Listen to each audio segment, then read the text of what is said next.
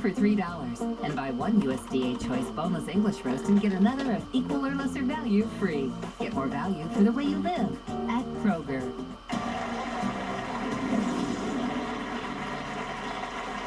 Vaccines are obviously one way to avoid getting sick. Here's a question about one specific vaccine that many of you may not know about. Take a look.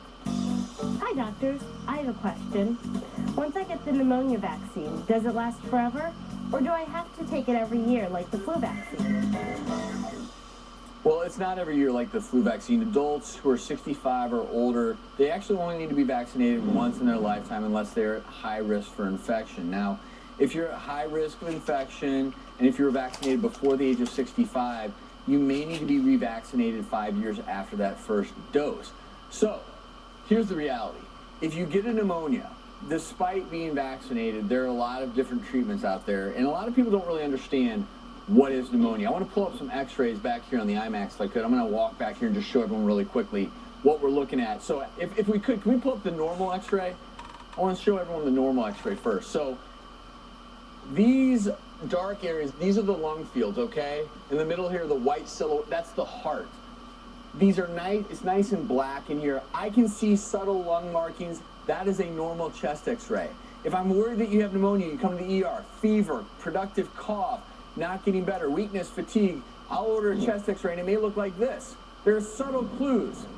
If you look at this from afar, you'll notice this haziness right here in the right lower lobe of this lung.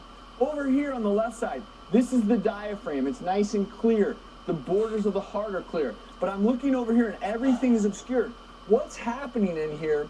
What causes a pneumonia? First off, it's the infection, often bacterial, but it can also be viral or fungal. Then the inflammatory cascade occurs.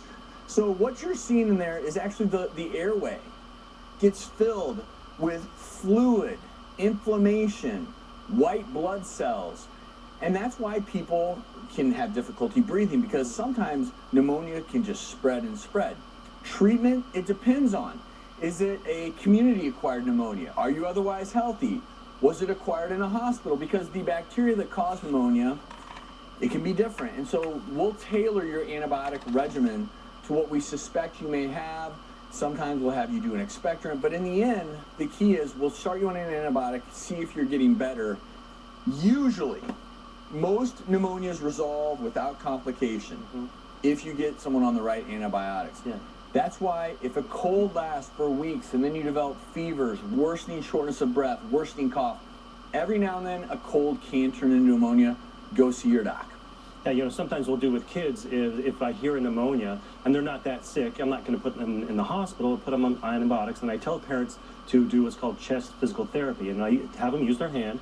And in a hospital, they use a certain machine, but basically a cupped hand, and you just clap on the back, and what that does is kind of loosen all those secretions and helps the child cough them out. And that's because that's one of the keys of pneumonia. I think I coughed up a lung. Is to get that stuff out. It's very true. Very true. Well, I want to move on to our next email from Robin in Mobile, Alabama. My child recently came down with the Coxsackie virus.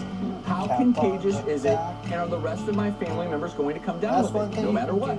Coxsackie virus. It's a cool name. Interesting that you know why they called it Coxsackie virus? This is a little medical trivia. Dr. Sears. Well, there's a town in New York, near Albany, called Coxsackie, New York, and that's where the virus was first isolated back in the late 1940s. It would really suck if your town's name was associated with a virus. It's a very contagious virus, and it causes either sometimes mouth sores, we call that herpangina, or it can cause a disease called hand, foot, and mouth.